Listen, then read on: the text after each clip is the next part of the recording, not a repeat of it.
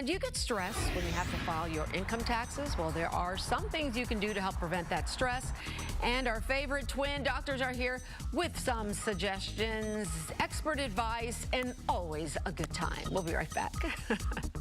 It is tax day, and despite the fact that we were given 2 extra days to file this year, it is still a stressful day for many Americans. But it seems stress is becoming a part of our everyday lives, and not just because of taxes. So joining us to discuss why and what we can do about it are our favorite twin doctors, Jamil and Idris Abdur Rahman. Thanks for joining us. Thanks for having us. Yes, all those health stories. You guys were fascinating. You're in my wheelhouse. I'm like, hey, I'll take Here you go. I know. I was kind of shaking my head with one of them. I was like, coffee? I don't know. Right, I'm a coffee girl, but that's it for another day. Yeah. Because I would like a coffee infusion every night before I go to bed. Okay, but we're talking stress, so let's just start with this. How bad is stress in our daily lives? Very bad. It depends.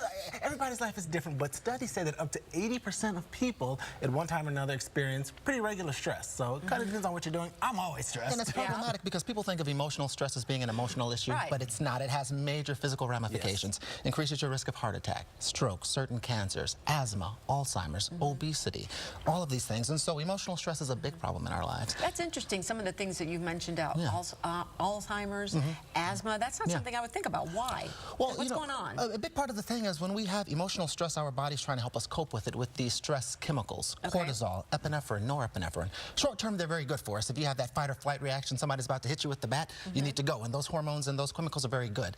But long term, when you're chronically stressed, that's when they cause the problems. They increase increase the blood pressure, the blood sugar, the cholesterol. They decrease immunity, and so that's how they long term cause these issues. Yeah. And I was going to say that's the main thing. They reduce the function of your immune system. So everyday things like the common cold you're more likely to have, but even things like cancers that are related to viruses you're more likely to have as well. Okay, so you don't want to have to deal with stress every day, but we all do. It's just part. It seems like it's a part of life. So what are some of the immediate symptoms that we see as a result of stress?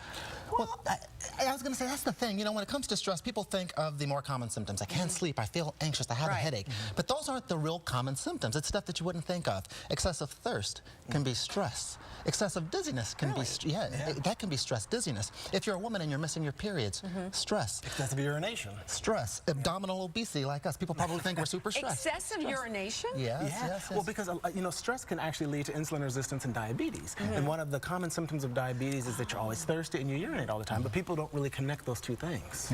And it's all related to cortisol, one of the stress hormones. That's what also causes the obesity around the gut and stretch marks, oddly enough, from cortisol or a sign of stress. Okay, I'm worried about my health now. I'm very worried about my health too. I'm like, okay, I'm thirsty and I do have to urinate often. I know that's too much information for you folks at home. Hey, it's science. It's science. Okay, so those are some of the symptoms. Those are some of the health problems it can cause. But what can we do to prevent both stress and treat ourselves? So number one, start your day with breakfast. Breakfast, really? Yes. So eating breakfast in general and a carb-rich breakfast in particular increases your dopamine and serotonin levels. These are feel-good chemicals that make you feel less stressed. And actually having a good breakfast every day will reduce your cortisol, and chewing gum is the second thing. Chewing gum also lowers your cortisol levels. Really? Why is that? Well, so what happens is your mouth sends signals to your brain, then sends signals to your adrenal glands that you've basically eaten, and your cortisol levels will decrease. So it's kind of like tricking your body, basically. Okay, very interesting.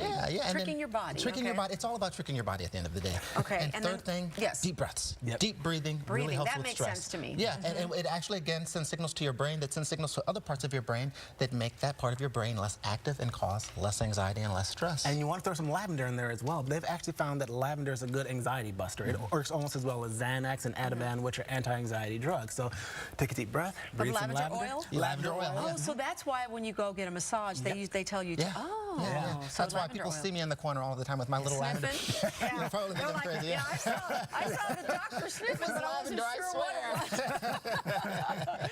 Very, very interesting. Okay, so finally, we covered all of those. If we do all those things, we should hopefully notice somewhat of a difference. But the reality is, we really need to take care of ourselves and our health and eat better and exercise, right? See your doctor regularly. Yeah, which doctor in particular? Well, Dr. I, of course. Yeah, of course. And then once he's stressed you out, come see Dr. J. Don't make me do this Sophie's choice. You have to choose right now.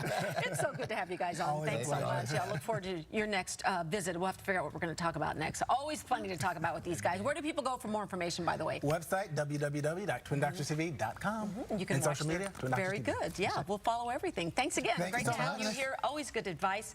And I'm going to think a lot. I'm going to think a lot before I go and drink that water today, too.